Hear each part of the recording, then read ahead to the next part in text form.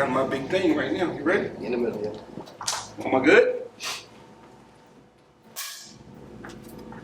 You didn't even say nothing, Free. You say Speak Your Success. Oh, Speak Your Success podcast with Jonathan Jones, take one. Welcome to the Speak Your Success podcast.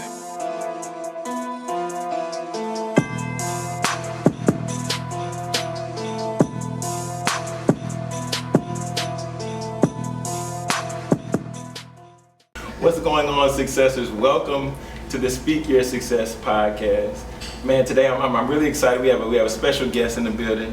What's good? We have the one and only Jonathan Traylor. What's going on, Doc? You good, bro? I'm good, man. How you feeling? Man, I feel grand. Yeah. I feel great, bro. How you feeling, man? I'm good, man. I'm good. Glad to have you on. Yeah, man. You know, glad that the schedule's lined up. Yeah, I'm excited, bro. Yeah, man. And then really quick, just for the people who may or may not know who you are, just give a quick snippet of yourself. Cool, man. My name is Jonathan Traylor, Dallas, Texas native, man. I am a contemporary gospel artist that I'm not trying to change the gospel scene, but I'm trying to add a new flavor, man. Yeah. So y'all just have to see. But yeah, man, I'm just a young guy that's in love with Jesus, and that's crazy, man. So yeah. Man, so since you put it out there like that, because I know your husband, your father, music writer, man, just like you said, artist among many things. But I want to hop right in there to where you said the contemporary, how is that? Because I know people try to box you in or might try to box you in. So how is operating within that or against that? It's weird, man, because I know when I was going to release my project, and I'm writing these songs, bro. And you got the Todd Delaney's, you have the Chris Tomlins, you have all these, here I'm the worship, and I give myself away. And I felt like, okay, that was successful. Yeah. So let me write that way. Let me write, and even though that's dope, and I loved it, but it wasn't me, it wasn't my DNA. Because I believe it's like a whole other tribe of people out there that's like, man, there has to be more, So I wanted to write real life music. Like my album, it isn't like, Jesus, please download this song into my spirit. Like, it was a conversation I was having with God. So I put that on the album, bro, and the album is a gumbo, bro, of gospel, of CCM, turn up music, ratchet, Christian type music, so everything in there. So I definitely don't want to be put in a box, but I'm just like, I just want to make music for everybody, man. Man, that's real. And I've gone through your album backwards, forwards. Thank you, man. Man, and Masterpiece. Come on, bro. That's my song Purpose right of man, Masterpiece. Like the way it's slowed down. Just like you said, it's not a forced like God coming, but it's just like really. I feel the slowing it down is almost like allowing oneself to be vulnerable. Right, exactly. Because in today's time, we move so fast, but when we take a step in doing anything, when we slow down, then we have more focus. Man. We have more intentionality. Yeah, that's real. That song, I remember writing it, and I played that melody. I was on the piano, and I was like, yo, it just felt good. Like without the words. Da, da, da, da. It felt so good, and the words just began to come. And in that season, I had gone through like people trying to identify me by my past and what I've done, or just putting labels on me. You know what I'm saying? I'm like, you see me through worldly eyes, but he sees Jesus' sacrifice. Even though you may still see me and try to identify me by whatever, my BC days, my before Christ days. Like when he sees me, like I'm brand new. You know what I mean? So the words just began to just pour out.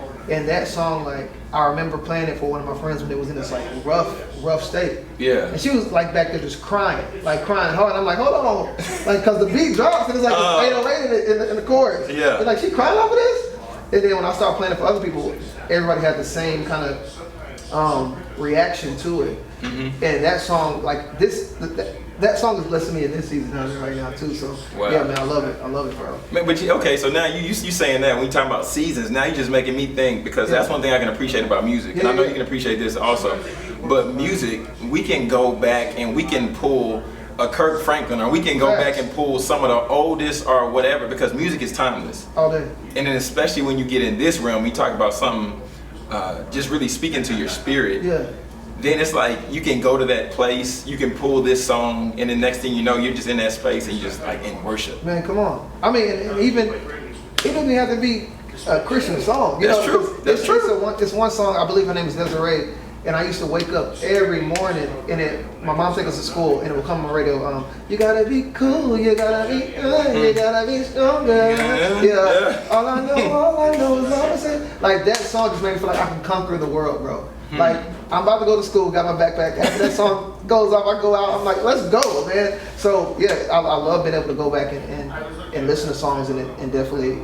There's definitely a song for every season and every feeling as well. So yeah, man. Yeah. Man, okay, so still just on the topic of seasons, man. So here you are now, and like we talked about offset that you've been working. Yeah. But here you are now, a million streams later on Spotify and iTunes, and here you are now, and you have the concert coming up at Granada. Woo. At home. Bro. You know what I'm saying? Like, what does that feel like? Take us back just a little bit to before any of this came to fruition. Bro, I don't even know how far we can go back. Oh, Because wow. and I try to keep it as short as possible, but I just remember going through a lot in our lives. My mom, she was got married to my stepdad at the time, and he was very abusive. So, not trying to make the segment dark and everything. I just want to be real and authentic. But yeah, he was abusive towards my mom, towards us. He used to beat us, and that junk hurt, bro. Like, and it sucked because he was also a minister in church. Oh, so you're like, you see him on stage singing these songs about God, then come home and this stuff is happening. You're like, bro, this is fake. Like, this ain't real. So I'm carrying this hate, I'm carrying this hurt. I'm like, man, I'm watching this dude hurt my mom, it didn't hurt me. I'm the oldest of 3. And I'm like, man, and then we go transition from that and then go to being homeless. Bro, living in shelters, living with friends of the family, living and we lived in a storefront at one point. You know what I'm saying? Like a person let us live in a storefront, so we're making pallets on the ground in the middle of a store. So it's kind of it's crazy, man, just to see where God has brought me and my family, man. So I remember we lived in Oklahoma, and this is time we actually had a house at this time, and we lived on the same street. It was like a whole bunch of Oklahoma, like OU football players. And I asked one of my neighbors, could I use their lawnmower to mow yards, to make money. Yeah. So I'm up here charging $40 a yard. I'm mowing these yards and getting this money. And I use that money to buy a Casio keyboard from the pawn shop. And yeah, man, I was a forward thinker even at a young age. And I would be in my room. I couldn't play, but I'm trying to learn this instrument, bro. And then fast forward, my home church in Red Oak, Body of Christ Family Church, Pastor Billy Gray, they did a great job at really developing that gift in me, because I was that bashful young guy, dealing with a lot of hurt from abuse, dealing with all this stuff. But I did forgive my stepfather. I'm just trying to fast forward everything. But I remember being in the church, and I'm praying and I'm seeking God. I'm like, God, we don't have a musician here. We don't have a keyboard player. We don't have a drummer. So I need you to teach me this. Ooh. Not because I wanted to write music and be famous, but I really wanted to be able to serve my local church. Man. So I did something crazy, man. I had someone pray over me that I really respected in the ministry, and then I went to the church and I took some anointing oil and I put it up. This is weird and crazy. I don't care, but I took some anointing oil, bro. I put it on my fingers. I put it in my ears. I put it on my tongue, and I'm at the altar praying. I'm the only person at the church right now, and they had trusted me because I was over dancing and everything. I had the key. It's a small church. Okay. It's a family church. If you had the key, then you was in there. I had the key, you was in there. Yeah. So I'm in there. I'm at the altar, bro, praying and crying out to God. God, please teach me this instrument, Lord. I want to serve. I'm going in, bro. Mm-hmm. And I remember coming to the keyboard at the end of that day. I fasted and everything, bro. And I put in Fred Hammond, give me a clean heart. And I began to pick out the notes. And I wasn't like no beast, but I was able to hear it. And I'm picking out these notes, bro. And God just really, I guess, made that, developed the gift really fast, So fast forward, went through the years and just got better. And I started using that to write my own songs. Because at that time I was trying to go to people and say, hey, can you put music to this? But the spirits, it was conflicting. You know what I mean? I wrote this song out of this spirit, and you're trying to play it with this, and it was like, this is deformed, this is ugly, this isn't right. Forced. Yeah, it's forced, so God was like, I didn't just give you the gift to be able to serve, but I want you to write these songs. So I'm in my room on that Casio that I bought at the pawn shop, writing these worship songs and Wow. having my family come in the room and listen to them, and they're like, this is good. Not because I'm their son or their brother, Yeah. but because it was a really good song, and I began to sing these songs like brand new and stuff, like back then, you know, and they're like, man, this is good. And now people are singing it like everywhere. So it's really dope, man. Yeah, it's a dope, cool journey, man. Man, that is legit. That is because I mean, just like we were talking about, you said at one point, you know, at one point, and I asked you like about just talk about that, about the elevation though. Man, just talk a little bit about that. Yo, it's crazy, it's scary, it's fun, it's exciting, it's everything, right? All Okay. these emotions. So you think about one of my friends, Adrian Butler, man, I love him, my best friend. He's an amazing artist. We said this when we were younger. Hey, yo, 50 or 5,000. We're gonna go hard regardless. 50 or 5,000. So I remember doing free shows at a nursing home. I remember doing free shows at a prison facility. You know what I'm saying? At an apartment complex for the community.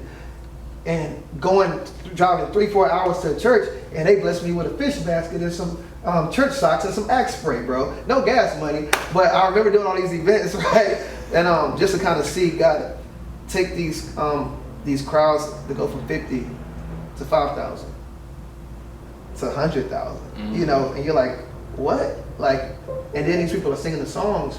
It just trips you out, bro. So I remember going to Bethel. I went to Bethel School of Music for a little bit in Redding, California, and a guy stopped me. He said, "Bro, I just want to speak over, I just want to speak over your life, brother. You know, man, like God is just showing me, man, you're a great husband, and you're a great father, and you're waiting for God to he was talking like this. You're waiting for God to disappoint you, bro, but He's not going to disappoint you. He's going to take you from wave to wave, to glory, higher and higher from tide." I'm like, yo, what? You know, but I have seen that this year. You know, even this year, I was waiting for, you know, the momentum just fade, put the album out. Yeah. Everybody like talking about it, and it goes down. No, God is just really taking that thing from glory to glory, from wave to wave, and higher and higher. And I'm like, yo, okay, I'm rocking with it. But again, it is scary because with the elevation comes more responsibility. With the elevation, or different level of the devil type stuff. So I really have to, as I elevate, I'm still fighting. You know what I'm saying? Every day, purpose of pleasure. So yeah. Wow. Yeah, Man. Okay.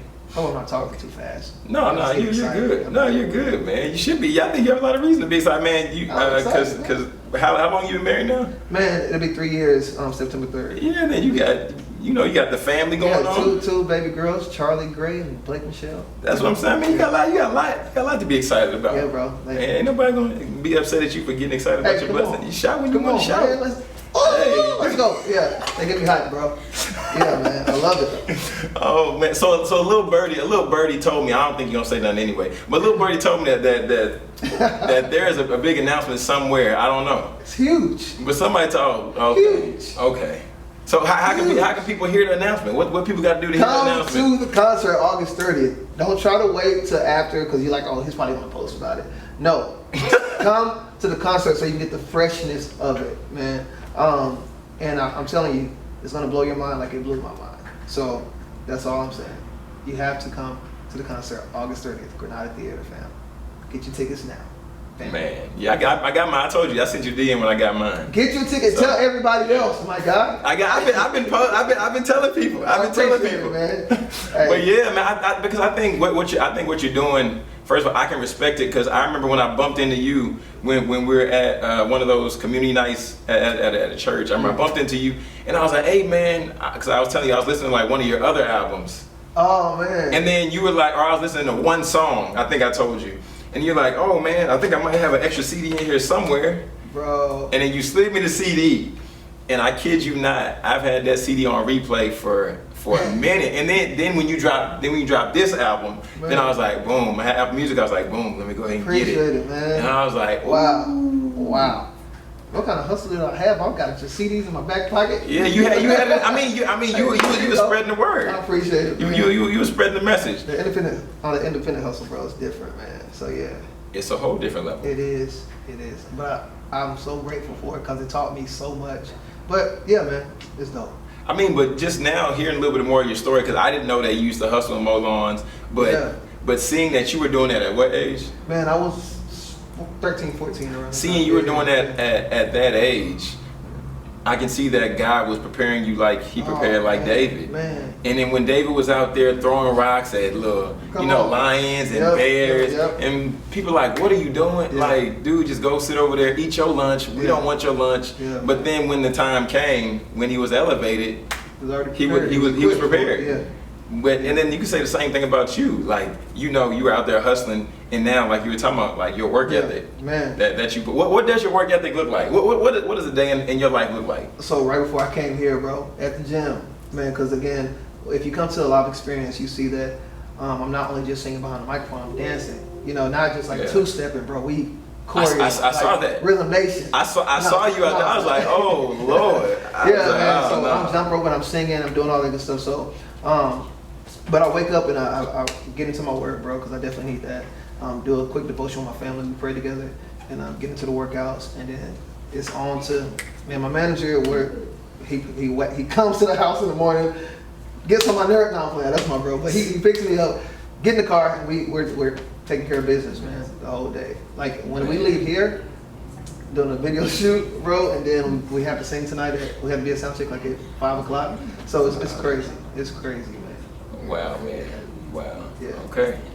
Yeah. So, I'm gonna ask you this, and then we can just keep moving through. But I'm curious because, like, how does it feel? Because I didn't know you're originally from Dallas. Yeah. But how does it feel to be in Granada Theater? Because I know Granada is like historic. Yeah, bro. Like I believe like they got CeeLo Green and Ice Cube coming like a couple of weeks after. So That's it's dope to be an artist again that not only because I make music for the unchurched and the church. I want to encourage them, but it's for the people that I love getting messages from people that don't go to church, and they're like, bro, I rock with you, like heavy AF. What is that? What does that F mean? What the F mean, man? So I love getting messages like that, but it's cool to be able to, I can still lead a Sunday morning experience and worship, but then we can transition and go to Granada Theater and turn up, bro, and people come in like even people at the bar, I'd be like, oh, we did the Jonathan McReynolds tour, bro, and we did club venues, and it was dope to have people that were the bartenders coming like, bro, you have me crying, bro. You have me turning up, man. I love that, man. Like, it's cool to be encouraged by believers. That's dope. I love you guys. But then when somebody that doesn't even go into church or believe in the same God you do, and they rock with it, that does something for me, bro. Man, that's ministry to me. Yeah. That's man. Okay, so you saying that brought up another experience where we had another encounter when you was on stage. We didn't run into each other this time. But the Poets in Autumn. Oh, bro. One of the Poets in Autumn at Concord when you was up there, man, and then just you broke out into worship, and then Adrian Butler came up there. And then, man, that was on I think I've tagged you on Instagram a couple times in my story. When I was playing it from YouTube, and I was like, man. That was a beautiful moment, man. Because I think that's a great example of just like what you're talking about. Yeah. Like for the church and unchurched, because poetry knows no race, knows no religion, Facts. knows no spiritual affiliation. It's words. Facts, man. But, Facts. And I love moments like that. Again, Adrian Butler's my best friend. He's crazy talented, and it's cool that we're able to do a worship song like How He Loves. But then in the middle of it, he comes in and he's rapping. Yeah. And it throws somebody off if you're not used to it. But then the content, the gospel's still there. Like he's still spitting truth, and you can't do nothing but just receive what he's saying, bro, and feel it because he's also passionate about it. And I just love those moments, bro. So that's to go back to Stones and Giants. I wanted to make music for everyone. I love when an 80-year-old person comes up and says, I don't really listen to, that bibbidi pop music, but listen, it blesses my soul. Or a young kid, a kid that like, bro, how do you know all the words? Bro, you don't even know how to read, you know what I'm saying? But they know every word to the songs. They're 5 and 6, and I'm like, this is really cool to me, bro. So, white, black, Hispanic, I love it, bro. Everybody, I'm trying to bring everyone together, man. Man, and you're gonna bring them together at the Granada August 30th. Where can people get the tickets from? How can people connect with you? Yeah, you can go to Granada. You can go to that website. Is it pre-Kindle, bro? I can say this. Pre-Kindle? Yeah, Granada. Yeah, go to Granada Theater. Or you can go to their website. Yeah, you can go to my website, Jonathan Traylor Music, JonathanTraylor music.com. Purchase tickets from there, or go to the Granada Theater website. Type in Stones and Giants, and it'll pop right up, man. Yeah. Dope, man. But get those tickets fast. Like they going. They going. I know they are. Yeah. I know they are. It's Yeah. cool to be in your city though, bro, and they rock with you. Cause you know when you do stuff in your city, Man, you feel like, yeah. man, they not gonna show up. They be showing up, bro. Somebody said I was a hometown hero. That felt dope. Ah, that is That pretty felt cool. Yeah, man. That really is pretty cool. So now I'm curious just to hear from you because like I told you about before. So we do this segment called the Winter Circle of the Week. Yeah. And just like you talking about a hometown hero, and just like you talk about how sometimes when people are at home, it feels like they don't get celebrated. Don't. You know, they get no accolade, they get no encouragement. Who would be an individual? They don't have to be hometown, but who would be an individual, or you can name individuals if you Cool. like. I'm glad you said Yeah, that. yeah, Cool. you can name a couple if you want. That's on you. But who would be a person or people that you feel haven't received their just due as of yet? Like they're grinding in the dark, but they haven't. Yeah, all day. Adrian Butler, like he's like number one. You know, Okay. Adrian Butler is like, he's so humble and he's a servant. And the cool thing about him, like, he's been making me look cool for years. You know, he does my graphics too. Oh, okay. So like, okay. he can rap his butt off, but then people see my graphics, they're like, oh, you got a whole team, a big old army. But no, fam, I got my manager, I got my best friend, and my band. So it's cool to be able to rock with him, and but like without me, bro. Like he's just, I know people saw him on tour with me, but like he's just a force by himself. You know what I'm saying? If he has like songs like what was that? Devil Can't Tell Me Nothing. Look that up on iTunes, Spotify, all that good stuff. Okay. But the cool thing about him, he will go to a place and like just support everyone. You know, and this person, they can not be known at all. And he just goes to serve and just wants to support. And I love that. I love his heart. It's been times where he'd check me and be like, bro, it ain't about that. Let's stay focused. Like that's my man. You know it's your best friend. You need those. Yeah, like you need those. Keep your face to the ground. You know. Goodness. And then also my brother, my blood brother, Chris Laws, man, amazing rapper out of Dallas, Texas. He's CHH rapper, crazy. He's like an intellectual, bro. Okay. So he's like a mix between J. Cole, Kendrick Lamar, and Lecrae. You know what I'm saying? All in one, which is dope. And then my last is Nick Traylor, man. He's an amazing worship leader. He has some music coming out at the end of the year, and I got to hear some. When you got artist friends, you get to hear exclusive stuff. Yeah, that is true. That is true. So I heard some of that music, and it's bro, it's gonna bless your whole life, bro. So those three: Adrian Butler, Chris Laws, Nick Traylor. Yeah. Man, okay, there it is. And now I'm just wanting you. I mean, because you shared a lot. I appreciate you coming on, taking the time to share your story with us. Yeah. Talk a little bit about the elevation, a little bit about the family life. Now, I just want you just to leave a final word with the people. Woo, man. My word will be stay humble, and stay grateful. Forget that entitled crap. Like throw that out the window. A lot of us, we think we wake up on our own. We think we walk in our own strength. We think we can sustain this life on our own. No, we will fail every time. So every single time that you get to wake up, every time that you get, if you're an artist, every time you get to hit a stage, whether it's 10 people in the audience, or you just doing Sunday morning worship leading, you know what I mean, or just serving as an usher, like stay grateful for every opportunity, bro, and scratch that entitlement. Yeah. So yeah, gratefulness over entitlement. Yeah, there we go. No, that's gonna be the next That's shirt. another shirt, bro. That's the next Come on, man.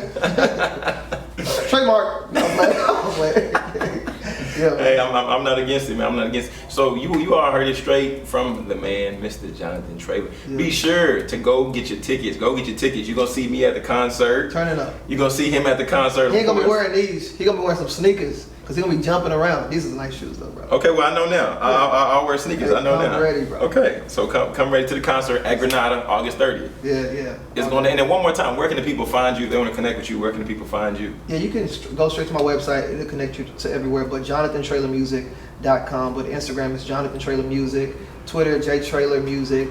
Facebook, Jonathan Traylor. So JONATHANTRAYLOR. So yeah. I'm glad you spelled your name the right way. Yeah, man, the right way. I can't spell. Yeah, man, that extra H. T-O-H. I'm like, my name is T-O-H. And it ain't Taylor. It's Traylor.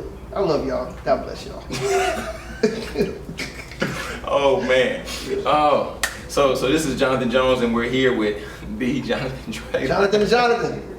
Oh, That's the name of our new show. Hey, that's it. Let's Yeah, do man. it. And we're always reminding you to speak your success, Believe in your greatness and continue to create the life and business of your dreams. Why would you want to live any other way? That's good. But yeah, there it is.